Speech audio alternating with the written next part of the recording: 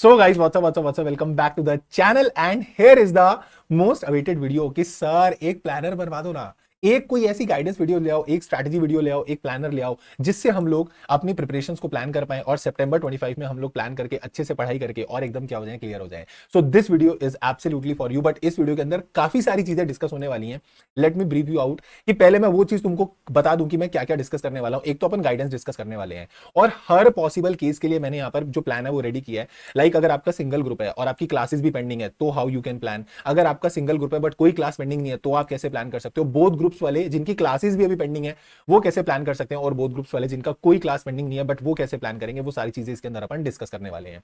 Second चीज, video के last में कुछ बोनस टिप्स मैं तुमको बताऊंगा जो तुमको जरूर जरूर जरूर इनकॉर्पोरेट करनी है पढ़ते समय। ठीक है, तो वीडियो को एंड तक जरूर देखना so that you will be able to know कि हम क्या गलती कर बैठते हैं, वो गलती हमको रिपीट नहीं करनी है। ठीक है। तीसरी चीज, सर ये पीडीएफ कहां मिलेगी? ये पीडीएफ आपको टेलीग्राम में मिल जाएगी। टेलीग्राम चैनल का लिंक आपको डिस्क्रिप्शन में मिल जाएगा। सर इस वीडियो में आप सिर्फ लॉ के बारे में बताने वाले हो या सारे सब्जेक्ट्स के बारे में? सारे सब्जेक्ट्स के बारे में। This video is all about the overall guidance. But अगर आपको लॉ के लिए भी चाहिए ना, तो if you want the planner कि आपको कैसे रिवीजन करनी है, क्या स्ट्रैटेजी होनी चाहिए, what ever you want, just ping the comment. एक बार कमेंट में जाओ और कमेंट में लिख देना कि सर हमको लॉ के लिए ये स्ट्रैटेजी वीडियो चाहिए, ये चीज चाहिए। तो what ever you want for the law उसके लिए आपको कमेंट कर देना है। ठीक है। और मैं बोलूंगा कमेंट में जाओ और अभी जाकर पहले फटाफट से क्या कर दो, फटाफट से ना लिखो that I am going to clear September 25। अब मेरे को सितंबर 25 क्लियर करना है बस। सर मैं अब सितंबर 25 में क्लियर करके I want to pass at any cost. मेरे को किसी भी कॉस्ट पे पास करना है। ठीक है, तो चलो स्टार्ट करते हैं गाइडेंस को। बट स्टार्ट करने से पहले फटाफट से वीडियो को लाइक कर दो और अगर चैनल पे नए हो तो चैनल को कर देना सब्सक्राइब, क्योंकि बहुत सारी ऐसी स्ट्रैटेजी वीडियो, मोटिवेशन, बहुत सारा quality content, revision videos, writing practice session, MCQ session सब चैनल पे जो रहेंगे वो आने वाले हैं फॉर सितंबर 25। तो don't miss it at any cost. ठीक है, फटाफट से चैनल को कर दो सब्सक्राइब और अपन स्टार्ट करते हैं कि सर प्लानिंग समझाओ क्या कैसे करने वाले हैं। तो बेटा एक तो मजे ले लिया आईसीआई ने। आईसीआई ने क्या ले लिया मजे? हमको लग रहा था पेपर पोस्टपोन होंगे, पोस्टपोन तो हुए नहीं, प्रीपोन और हो गए। जो हम सोच रहे थे सितंबर के एग्जाम्स 11-12 तारीख के आसपास से स्टार्ट होंगे, बट वो स्टार्ट हो रहे हैं from 4th of September. So the September examinations are going to start from 4th of September. And अगर आपका 4th ऑफ सितंबर को exam that is of accounts, तो आपको कम से कम कहीं ना कहीं तो 4-5 दिन आपको अकाउंट्स के लिए देने पड़ेंगे। यानी जो लास्ट के 4-5 दिन रहेंगे शॉर्ट तुम उसमें अकाउंट्स पढ़ोगे। तो मैंने उन वाले दिनों को साइड कर दिया। अब मैं आया जून से लेकर 28 ऑफ अगस्त तक, जून, जुलाई एंड 28 ऑफ अगस्त तक। तो 28 ऑफ अगस्त तक आप टोटल अगर देखोगे ना तो you will be having 90 days. ठीक है, अगर आपके पास टोटल 90 डेज है, मैं बोल रहा हूं 5 दिन बफर हटा दो। 5 दिन कोई बफर हटा दो। किस दिन तुम्हारा मन नहीं कर रहा पढ़ने का, किसी दिन तुम्हारी लड़ाई, कुछ भी ऐसा हो गया, ठीक है, तो 5 दिन अगर मन नहीं कर रहा ना, 5 दिन हटा दो, 5 दिन बफर हटाओ, you will be still having 85 days. अब आपको 85 डेज को कैसे प्लान करना है? पहले मैं बात कर रहा हूं उन लोगों की जिनके बोथ ग्रुप्स हैं और जिनकी अभी क्लासेस पेंडिंग है। तो अगर आपके बोथ ग्रुप्स हैं और बेटा आपकी क्लास भी पेंडिंग है, तो आपको सबसे पहले पता है क्या करना है? मैं आपको सजेस्ट करूं, मैंने लिखा तो 10 जुलाई है, पर मैं आपको बोलता हूं 10 जुलाई तक क्लास कंप्लीट कर लेना अगर आपको 2 बार रिवीजन करनी है तो।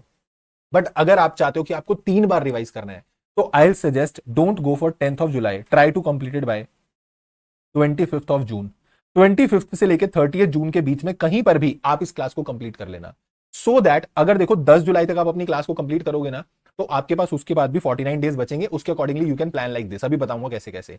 बट अगर मैं बोलता हूं आप 25 तारीख तक कंप्लीट कर लेते हो ना, ओ आएगा आएगा आएगा।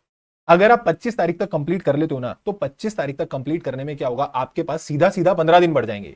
और 15 दिन अगर आप 6 पेपर्स के लिए निकाल पा रहे हो एक्स्ट्रा, तो भाई 15 दिन का मतलब होता है 2.5 दिन आपको एक पेपर का एक्स्ट्रा मिल जाएगा रिवीजन का। Third revision you can do in 2.5 days, very easily you can do. तो प्लीज प्लीज प्लीज डू कि आप 49 डेज के इंस्टेड आप इसको मैं बोलूंगा 15-16 डेज और एक्स्ट्रा निकाल लो और आपके पास टोटल 65 डेज अगर आप होंगे आपके पास, तो you can very well revise it thrice. आप 3 बार उसको बहुत अच्छे से रिवाइज कर सकते हो। तो आप क्या करना, अगर आप, मैं बोलूं 10 जुलाई तक, सर हमारी क्लासेस बहुत ज्यादा रह रही हैं, दैट डिपेंड्स ना, क्योंकि स्टूडेंट स्टूडेंट का फर्क होगा। कोई ऐसा बच्चा हो सकता है जिसके 2 सब्जेक्ट्स की क्लासेस पेंडिंग है, कोई ऐसा हो सकता है जिसकी एक ही क्लास पेंडिंग है।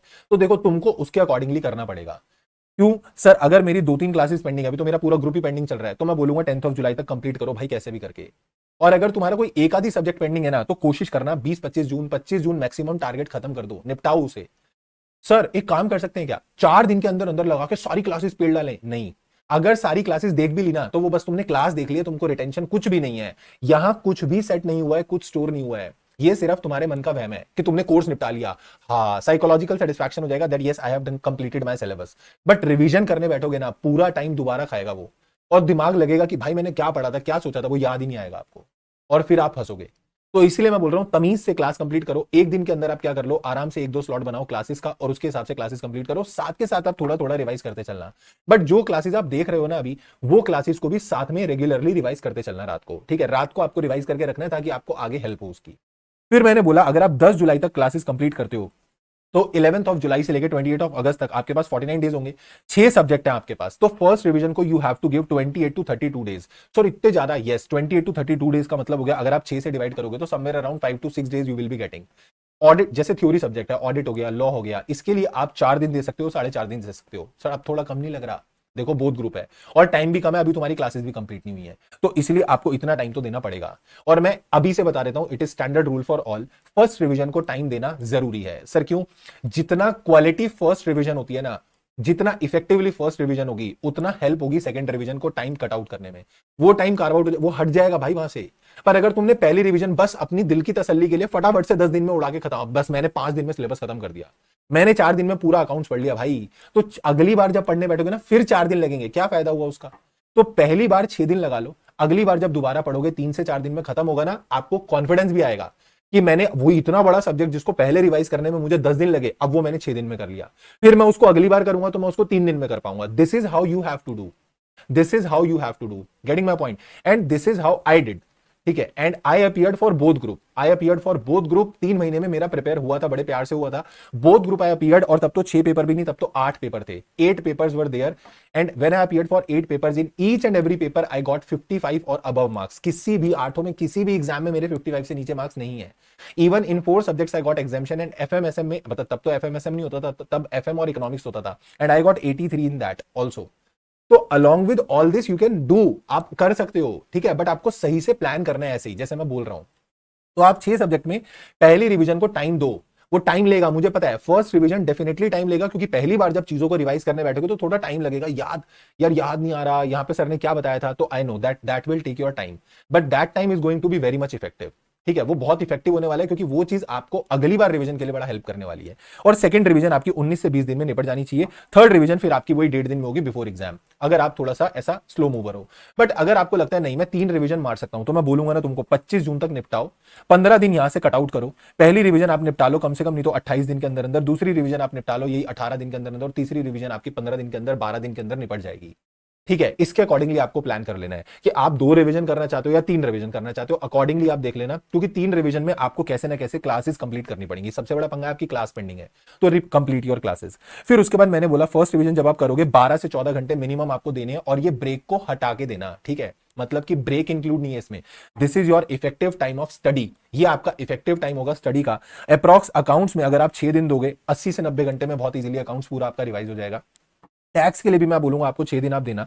लॉ और ऑडिट कंपैरेटिवली थोड़ा सा सिलेबस वाइज कम है, तो आप उसको थोड़ा कम टाइम एलोकेट कर सकते हो। 5 दिन में आपके थ्योरी पेपर निपट सकते हैं, और उसके बाद आपके जो एफएमएसएम और कॉस्टिंग है वो 5.5 दिन में अप्रॉक्स निपट जाएगा। कोई एक आध दिन, जैसे सपोज आपको अकाउंट्स में 1 दिन एक्स्ट्रा लग जाता है, तो कहीं ना कहीं लॉ में थोड़ा सा आधा दिन कम लगेगा, तो वो थोड़ा सा ऊपर नीचे सेटल हो जाएगा। अकॉर्डिंगली सेकंड रिवीजन में आप फिर यहां पर 4 दिन 3 दिन, थ्योरी वाले पेपर आपके जहां पहले 6 दिन ले रहे थे, जो आपके 5 दिन ले रहे थे, अब वो आपके 2.5 से 3 दिन के अंदर खत्म हो जाने चाहिए। और उसके बाद आपका जो ये वाला काम होगा, ये आपका 4 दिन और 3.5 दिन में खत्म हो जाएगा, जो प्रैक्टिकल पेपर्स वाला होगा, ठीक है। और अगर आप 3 रिवीजन काट रहे हो, तो लास्ट वाली थर्ड रिवीजन वाली जो होगी आपकी, उस वाले केस में आपका सिर्फ और सिर्फ टाइम बचेगा आपके पास 2 से 2.5 दिन। हर सब्जेक्ट के लिए 2 से 2.5 दिन होगा, तो उसमें आप अकाउंट्स वगैरह को 3 दिन दे सकते हो, ठीक है। टैक्स को 3 दिन दे सकते हो, थ्योरी वाले को 1 या 1.5 दिन में निपटाने की कोशिश करना कि मेरा 1.5 डे में कंप्लीट हो जाए। मतलब मैं बोलना चाह रहा हूं, if you are going for 3 revisions, तो आपकी last revision should be completed maximum from 12 to 15 days. 6 subject आपके 12 से 15 दिन के अंदर निपटने चाहिए।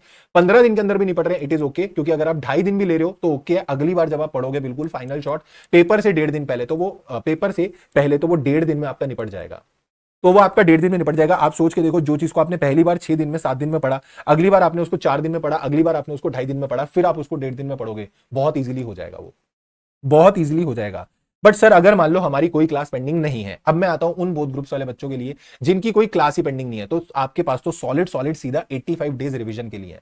You are having solid 85 days for revision. और अगर आपके पास पूरे 85 डेज रिवीजन के लिए ना, तो आप पता क्या करो, आप सबसे पहले तो फर्स्ट रिवीजन मारो इन 42 डेज, सेकंड रिवीजन मारना आप 28 डेज के अंदर, और थर्ड रिवीजन आपको करनी है 15 दिन के अंदर। अगेन मैं बोल रहा हूं, यहां पे आपको 2.5 दिन के अंदर कहीं ना कहीं एक सब्जेक्ट को लपेट देना पूरा। तो यहां पर आपको थोड़ा सा कंपैरेटिवली टाइम ज्यादा मिल जाएगा, बिकॉज आपकी कोई क्लास पेंडिंग नहीं है। तो जो टाइम क्लास में लगा रहे थे वो बच्चे जिनकी अभी क्लास पेंडिंग है, आप उसी टाइम को एलोकेट करोगे इन द रिवीजन।